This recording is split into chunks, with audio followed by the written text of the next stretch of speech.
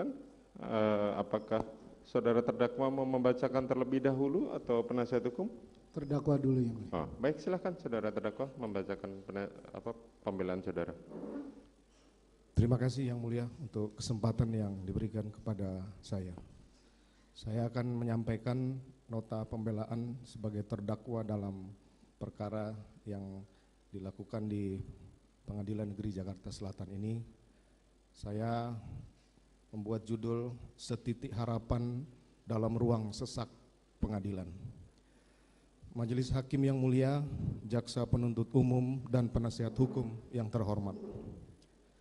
Setelah berlangsungnya persidangan yang cukup panjang dan melelahkan, akhirnya sampailah kesempatan bagi saya untuk menyampaikan pembelaan dalam perkara pidana ini.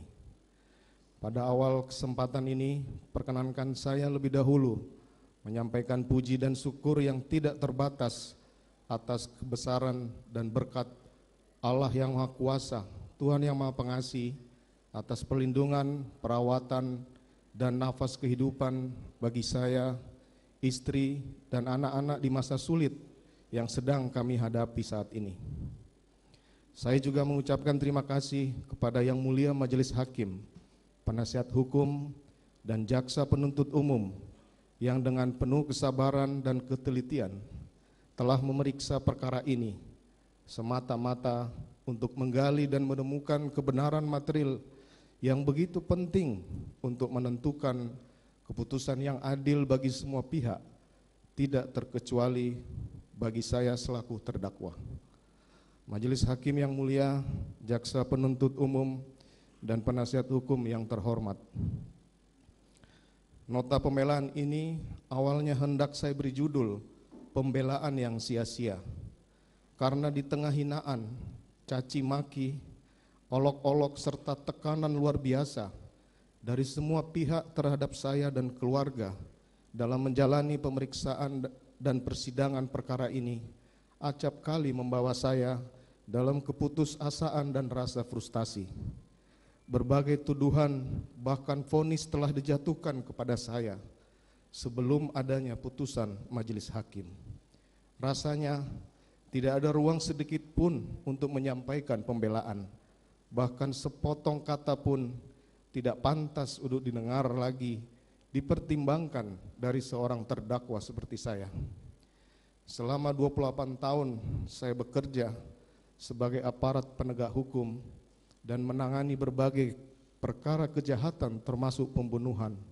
Belum pernah saya menyaksikan tekanan yang begitu besar terhadap seorang terdakwa sebagaimana yang saya alami hari ini. Saya nyaris kehilangan hak sebagai seorang terdakwa untuk mendapatkan pemeriksaan yang objektif, dianggap telah bersalah sejak awal pemeriksaan dan haruslah dihukum berat tanpa perlu mempertimbangkan alasan apapun dari saya sebagai terdakwa.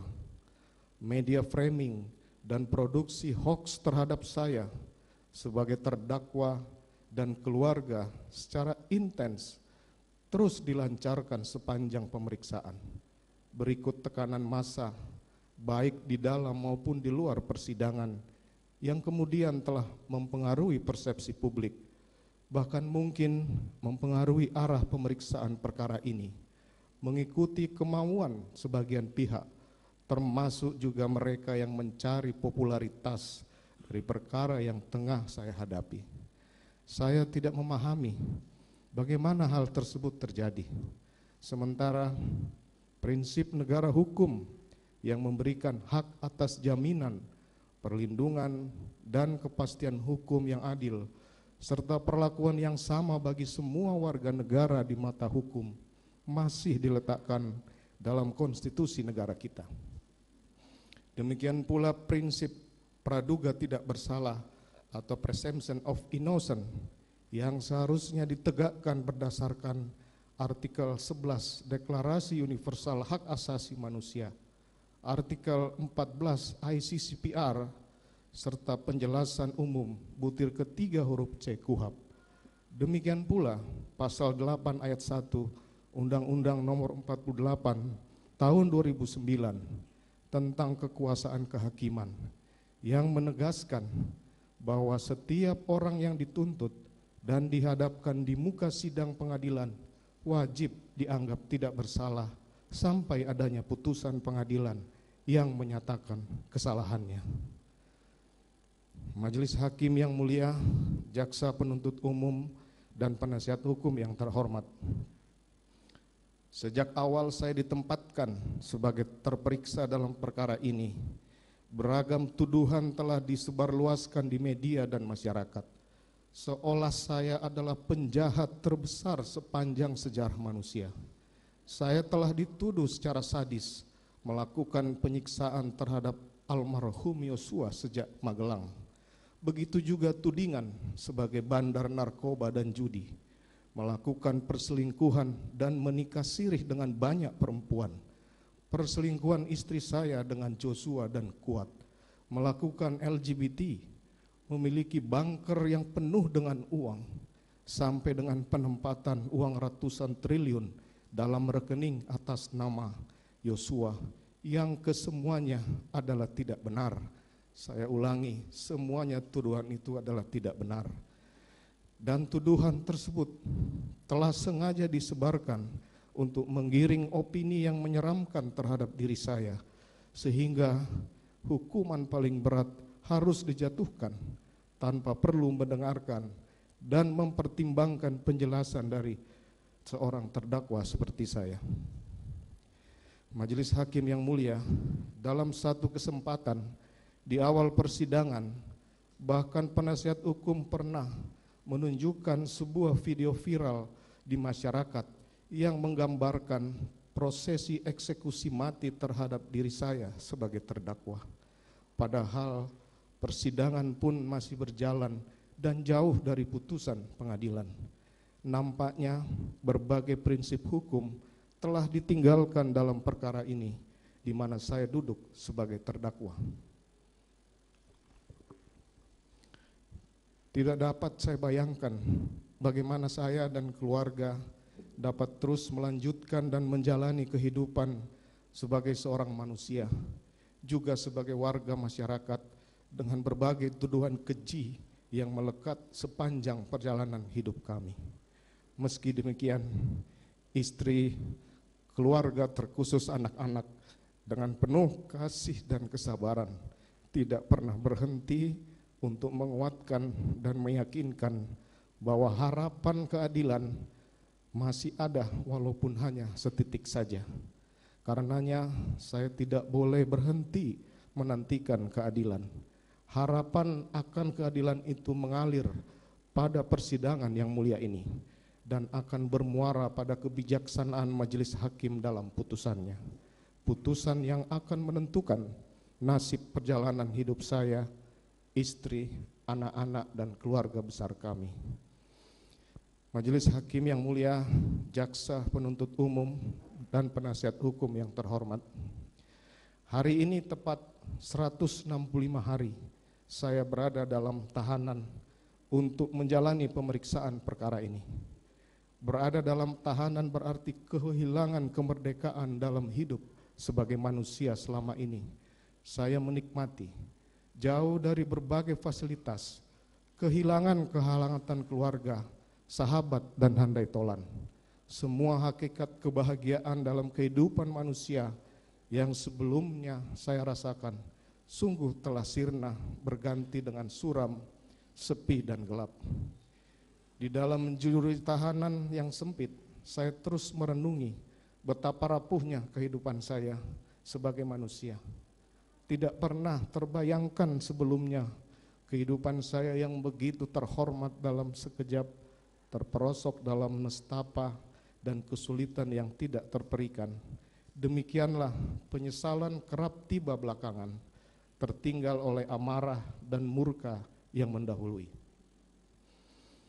Majelis Hakim yang mulia, jaksa penuntut umum, dan penasihat hukum yang terhormat, penderitaan yang menimpa saya dan keluarga hari ini diawali dari peristiwa yang dialami oleh istri saya, Putri Chandrawati, pada tanggal 7 Juli 2022. Pada tanggal 8 Juli 2022, istri saya yang terkasih, Putri Chandrawati, tiba dari Magelang dan menyampaikan bahwa dirinya telah diperkosa oleh almarhum Yosua sehari sebelumnya di rumah kami di Magelang. Istri saya Putri Chandrawati terus menangis sambil menceritakan bagaimana kejadian yang telah dialaminya tersebut. Tidak ada kata-kata yang dapat saya ungkapkan saat itu. Dunia serasa berhenti berputar, darah saya mendidih, hati saya bergejolak. Otak saya kusut membayangkan semua cerita itu. Membayangkan harkat dan martabat saya sebagai seorang laki-laki, seorang suami yang telah dihempaskan dan diinjak-injak. Juga membayangkan bagaimana kami harus menghadapi ini. Menjelaskan di hadapan wajah anak-anak kami, juga bertemu para anggota bawahan dan semua kolega kami. Dalam pembicaraan yang terasa dingin dan singkat tersebut, istri saya Putri Chandrawati mengibah agar aib yang menimpa keluarga kami tidak perlu disampaikan kepada orang lain. Istri saya begitu malu. Ia tidak akan sanggup menatap wajah orang lain yang tahu bahwa ia telah dinodai. Istri saya Putri Chandrawati lantas meminta agar persoalan tersebut diselesaikan dengan baik-baik, karena sebelumnya ia juga telah menyampaikan langsung kepada almarhum Yosua agar yang bersangkutan resign dari pekerjaannya sebagai ADC di rumah kami. Permintaan yang kemudian saya ikuti. Lantas saya memintanya masuk ke dalam kamar, sementara saya berdiam diri di ruang keluarga dengan hati dan pikiran yang kacau berantakan. Dalam suasana kalut tersebut, saya memanggil Ricky Rizal sebagai ADC yang paling senior yang bertugas menjaga keluarga untuk menemui saya. Saya menanyakan, apakah yang bersangkutan tahu bahwa istri saya Putri Chandrawati telah dilecehkan oleh Yosua, dan dijawab yang bersangkutan tidak tahu. Lantas saya menyampaikan bahwa akan melakukan konfirmasi kepada Yosua dan apakah ia bersedia membackup saya jika yang bersangkutan melawan dan siap menembak. Ricky Rizal lantas menjawab tidak siap mental. Karenanya lantas saya meminta Ricky Rizal untuk memanggil Richard Eliezer untuk menemui saya. Dan dengan pertanyaan yang sama, Richard Eliezer menyampaikan kesediaannya untuk membackup saya pada saat melakukan konfirmasi kepada almarhum Yosua. Majelis Hakim yang mulia, pada saat pembicaraan dengan Ricky Rizal maupun Richard Eliezer di Saguling, sama sekali tidak ada rencana maupun niat yang saya sampaikan untuk membunuh Yosua, sebagaimana yang dituduhkan penuntut umum dalam surat tuntutannya yang hanya bersandar pada keterangan terdakwa Richard Eliezer. Demikian pula keterangan tunggal dari terdakwa Richard Eliezer yang menjelaskan bagaimana saya memberikan kotak peluru kepadanya, menggunakan sarung tangan, juga menyebutkan mengenai pembicaraan CCTV yang semua keterangan tersebut tidak benar, tidak ada dalam fakta, dan tidak berkesesuaian dengan bukti-bukti di persidangan. Meskipun benar saya telah meminta backup untuk mengantisipasi kemungkinan perlawanan dari Yosua, namun maksud yang saya sampaikan adalah semata-mata melakukan konfirmasi terhadap Yosua atas peristiwa yang telah dialami oleh istri saya, Putri Chandrawati, sebagaimana fakta tersebut telah dibenarkan oleh saksi Ricky Rizal dan saksi lainnya. Selanjutnya, untuk kepentingan isolasi yang biasa dilakukan oleh keluarga kami setelah dari luar kota, istri saya Putri Chandrawati berpamitan lalu menyampaikan bahwa saya akan melakukan konfirmasi kepada Yosua nanti malam setelah istri saya isolasi dan saya selesai kegiatan di Depok. Dan kemudian ia berangkat menuju rumah dinas Duren 3, sementara saya yang masih belum bisa berpikir jernih dan tidak tahu harus melakukan apa, akhirnya melangkahkan kaki memenuhi agenda undangan pimpinan yang sudah terjadwal di Depok. Sepanjang perjalanan dari rumah Saguling, pikiran saya terus berkecamuk dan semakin memuncak ketika mobil yang saya tumpangi akan melewati rumah dinas Duren 346 dan melihat Yosua berdiri di depan rumah. Seketika itu juga kemarahan saya semakin meletup, membayangkan apa yang sudah dilakukan kepada istri saya. Segera saya perintahkan ADC dan supir menghentikan mobil yang saya tumpangi, masuk ke dalam rumah dan meminta Kuat Ma'ruf yang kebetulan berada di sana untuk memanggil Ricky dan Yosua agar menemui saya. Dengan amarah yang memuncak, saya mengkonfirmasi Yosua mengapa ia berlaku kurang ajar terhadap istri saya. Namun Yosua menjawab dengan lancang, "Kurang ajar bagaimana, Komandan? Seolah tidak ada satu apapun yang terjadi. Kesabaran dan akal pikiran saya pupus. Entah apa yang ada di benak saya saat itu. Namun seketika itu juga terlontar dari mulut saya, 'Hajar, Cat, kamu hajar, Cat.' Richard langsung mengokang senjatanya dan menembak beberapa kali ke arah Yosua. Peluru Richard menembus tubuhnya, kemudian menyebabkan almarhum Yosua jatuh dan meninggal dunia. Kejadian tersebut begitu cepat. Stop, berhenti, saya sempat mengucapkannya, berupaya menghentikan tembakan Richard, dan sontak menyadarkan saya bahwa telah terjadi penembakan oleh Richard Eliezer yang dapat mengakibatkan matinya Yosua. Lantas saya segera keluar memerintahkan Prayogi untuk segera memanggil ambulan sebagai upaya memberikan pertolongan bagi almarhum Yosua.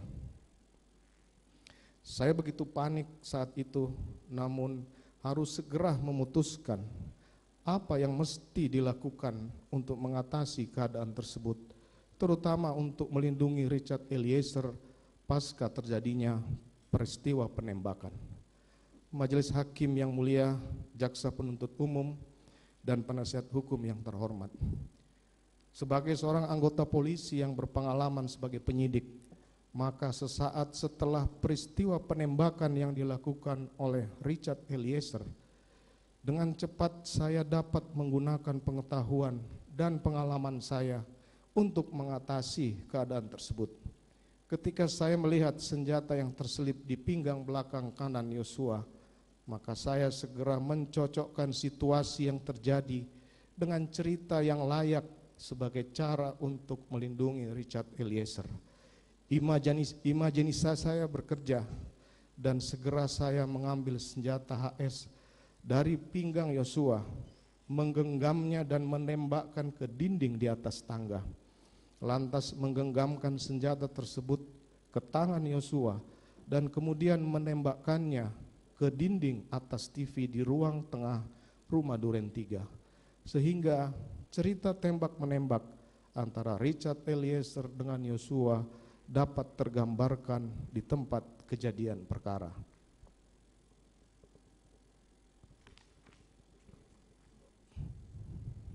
Selanjutnya, saya meminta Prayogi untuk memanggil ambulans untuk menolong almarhum Yosua. Lalu saya segera memeriksa keadaan istri saya, Putri Chandrawati, yang berada di dalam kamar, membuka pintu kamar yang tertutup dan menemukan dalam keadaan menangis ketakutan. Saya mendekapnya untuk menutup wajahnya agar tidak melihat keadaan di sekitar dan menarik tubuhnya untuk meninggalkan rumah Duren 3 untuk dibawa ke rumah Saguling. Majelis Hakim yang mulia, Jaksa Penuntut Umum, dan penasihat hukum yang terhormat. Cerita tidak benar mengenai tembak-menembak tersebut saya susun setelah Richard Eliezer menembak Yosua. Cerita tersebut bersandar pada pemahaman saya atas peraturan Kapolri nomor 1 tahun 2009 tentang penggunaan kekuatan dalam tindakan kepolisian.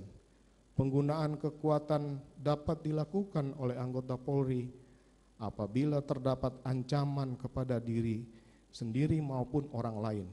Sehingga saat itu cerita tembak-menembak antara Richard dengan Yosua untuk melindungi istri saya yang dilecehkan di rumah Duren 3 dapat menjadi alasan yang masuk akal untuk melindungi Richard dari pertanggungjawaban pidana.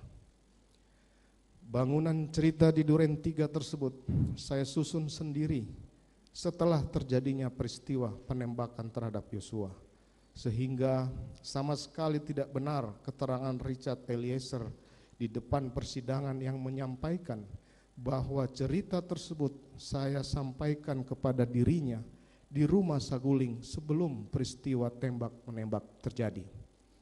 Adalah tidak mungkin jika saya membuat cerita sebagai bagian dari rencana pembunuhan seperti disampaikan Richard, karena faktanya saya tidak pernah berkomunikasi dengan Kuat Ma'ruf, juga tidak ada menceritakan soal skenario tersebut kepada Ricky Rizal dan istri saya Putri Chandrawati sebelum terjadinya penembakan tersebut.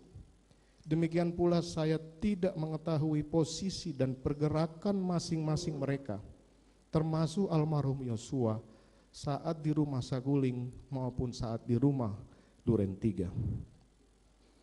Tidak ada orang lain, apalagi istri saya Putri Chandrawati, yang ikut menyusun cerita tersebut. Cerita tersebut sepenuhnya didasarkan pada pengetahuan yang saya miliki sebagai seorang penyidik. Sementara istri saya Putri Chandrawati, juga Kuat Ma'ruf, Ricky Rizal, bahkan Richard jelas sama sekali tidak memiliki pengetahuan dan pengalaman di bidang tersebut. Justru pada tanggal 9 Juli 2022, istri saya Putri Chandrawati sangat marah setelah saya menyampaikan cerita tembak-menembak yang melibatkan istri saya sebagai korban pelecehan di Duren 3. Juga terutama karena sebelumnya ia telah meminta kepada saya agar permasalahan dengan Yosua diselesaikan dengan baik-baik. Cerita tembak-menembak tersebut baru saya sampaikan kepada Richard Eliezer pasca terjadinya peristiwa penembakan Yosua. Setelah memerintahkan Ricky Rizal mengantar istri saya kembali ke rumah Saguling, kemudian saya masuk kembali menemui Richard Eliezer untuk menjelaskan cerita tembak-menembak tersebut dengan maksud untuk dijelaskan kepada penyidik apabila kemudian menghadapi pemeriksaan. Cerita tembak-menembak juga baru saya jelaskan kepada Kuat Ma'ruf dan Ricky Rizal ketika saya menemui mereka saat pemeriksaan di Biro Provos Mabes Polri. Di dalam cerita tersebut saya sampaikan bahwa saya tidak berada di TKP pada saat tembak-menembak terjadi. Saya tiba saat peristiwa telah selesai. Cerita tidak benar tersebut yang belakangan terungkap setelah diputarnya kopi rekaman CCTV di depan pos Satpam Rumah Duren 3 oleh penyidik Polri. Sebelumnya, untuk mendukung cerita tersebut, pada tanggal 13 Juli 2022, saya telah memerintahkan salah satu anggota kepolisian untuk merusak laptop dan flash disk yang berisi kopi rekaman CCTV di depan pos Satpam Rumah Duren 3. Tindakan tersebut kemudian telah menyeret sebagian anggota Polri yang melaksanakan perintah tersebut dalam pemeriksaan kode etik, pidana, dan diberhentikan sebagai anggota Polri. Dampak tersebut tidak pernah saya bayangkan. Sementara institusi Polri juga tidak mengindahkan penjelasan dan permohonan maaf yang saya sampaikan pada setiap pemeriksaan, bahwa semua anggota Polri tersebut tidak bersalah karena mereka telah mendapatkan informasi dan fakta yang keliru, juga menjalankan perintah saya yang keliru. Majelis Hakim yang mulia, Jaksa Penuntut Umum dan penasihat hukum yang terhormat, sungguh setiap waktu rasa bersalah dalam diri saya tidak pernah berhenti. Penyesalan mendalam atas timbulnya korban Yosua, atas luka bagi keluarga yang ditinggalkan. Terlebih khusus terhadap istri saya yang terkasih, Putri Chandrawati, yang untuk kedua kalinya harus menderita karena tanpa dasar dan bukti kesalahannya telah dijadikan terdakwa dalam persidangan ini, setelah sebelumnya menjadi korban perkosaan yang merampas kehormatan dan martabatnya sebagai seorang perempuan, istri dan ibu dari anak-anak kami. Tidak bisa saya bayangkan bagaimana hancur dan sakitnya perasaannya. Kiranya Tuhan sajalah yang selalu menguatkan dan menghiburnya. Saya sungguh menyesali bahwa peristiwa pembunuhan yang terjadi terhadap almarhum Yosua telah menyeret mereka yang tidak terlibat dan tidak bersalah ke dalam ruang persidangan pidana. Mereka dituntut atas perbuatan dan kesalahan yang tidak mereka ketahui. Penyesalan yang teramat dalam juga terhadap Kuat Ma'ruf dan Ricky Rizal sebagai orang-orang yang baik yang telah didudukkan sebagai terdakwa tanpa tahu apa kesalahannya. Juga terhadap Richard Eliezer yang harus menghadapi situasi ini. Saya bersalah dan menyesal karena amarah dan emosi telah menutup logika berpikir saya. Saya lupa bahwa saya seorang Inspektur Jenderal Polisi dan pejabat utama Polri yang tidak pantas melakukan hal tersebut. Selama 28 tahun saya tidak pernah lelah mendedikasikan diri bagi Polri yang selalu saya cintai. Dalam banyak penugasan sebagai seorang polisi, acap kali saya harus meninggalkan istri dan anak-anak semata-mata untuk memberikan dedikasi terbaik bagi kepolisian, masyarakat, nusa dan bangsa. Sebagai anggota Polri, saya tidak pernah melakukan pelanggaran pidana, pelanggaran disiplin maupun kode etik, bahkan telah menerima bintang Bayangkara Pratama dari Bapak Presiden yang membuktikan dharma bakti saya bagi Polri yang tanpa cacat dan celah selama berdinas. Majelis Hakim yang mulia, jaksa penuntut umum dan penasihat hukum yang terhormat. Akhirnya di tengah persidangan yang begitu sesak dan penuh tekanan ini, saya kembali menyampaikan permohonan maaf yang mendalam kepada keluarga korban almarhum Yosua, kepada Bapak Presiden Republik Indonesia dan seluruh jajarannya, kepada Bapak Kapolri dan Kepolisian Republik Indonesia yang sangat saya cintai, kepada masyarakat Indonesia yang telah terganggu dengan peristiwa ini. Saya juga meminta maaf sujud kepada istri saya yang terkasih, Putri Chandrawati dan anak-anak. Saya telah lalai menjalankan tugas sebagai seorang suami, sebagai seorang ayah yang baik. Semoga Tuhan mengampuni saya dan kiranya Ia selalu memberikan keteguhan dan kekuatan kepada kalian. Selanjutnya, melalui pembelaan ini, saya mohon kepada Majelis Hakim yang mulia berkenan memberikan keputusan yang adil berdasarkan hukum dan penilaian objektif atas fakta dan bukti yang telah dihadirkan di persidangan ini dengan mempertimbangkan yang pertama, bahwa sejak awal saya tidak merencanakan pembunuhan terhadap korban Yosua karena peristiwa tersebut terjadi begitu singkat dan diliputi emosi, mengingat hancurnya harkat martabat saya, juga istri saya yang telah menjadi korban perkosaan. Kedua, dalam pemeriksaan saya telah berupaya menyajikan semua fakta yang saya ketahui, termasuk mendorong saksi atau terdakwa lain sebagaimana dalam keterangan Kuat Ma'ruf untuk mengungkap skenario tidak benar pada pemeriksaan di tingkat penyidikan. Ketiga, saya telah mengakui cerita tidak benar mengenai tembak-menembak di rumah Duren 3. Keempat, saya telah menyesali perbuatan saya, meminta maaf dan siap bertanggung jawab sesuai perbuatan dan kesalahan saya.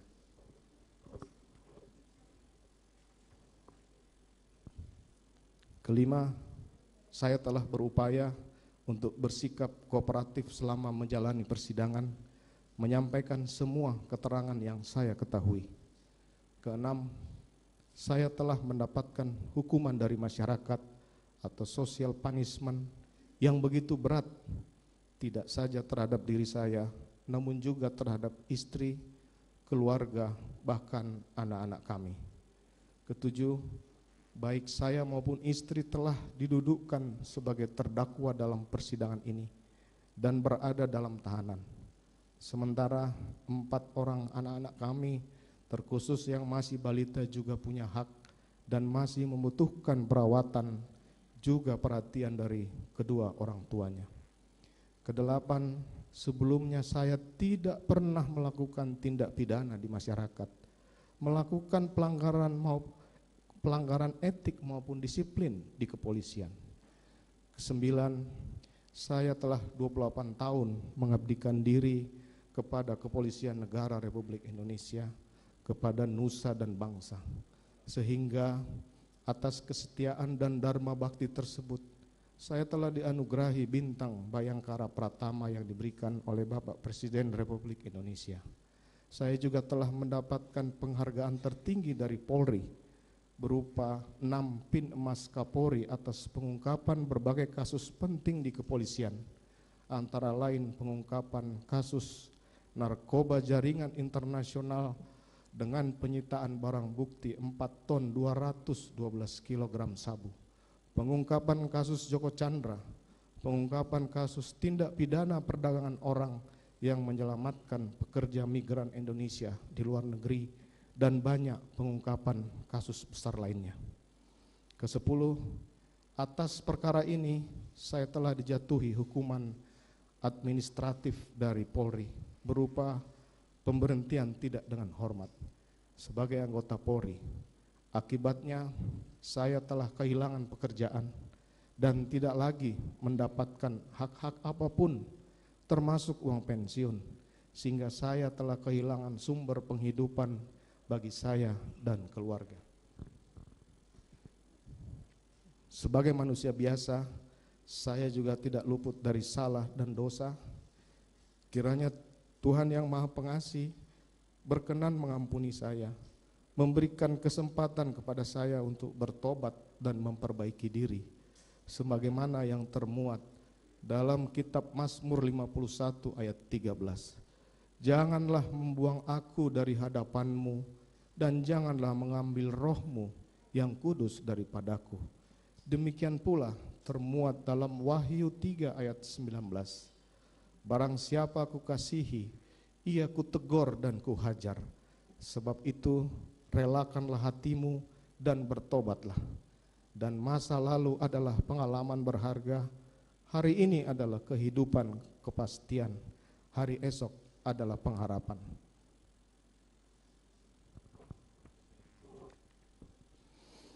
Demikian nota pembelaan pribadi ini saya sampaikan. Semoga dapat menjadi pertimbangan yang adil bagi yang mulia majelis hakim dalam memutuskan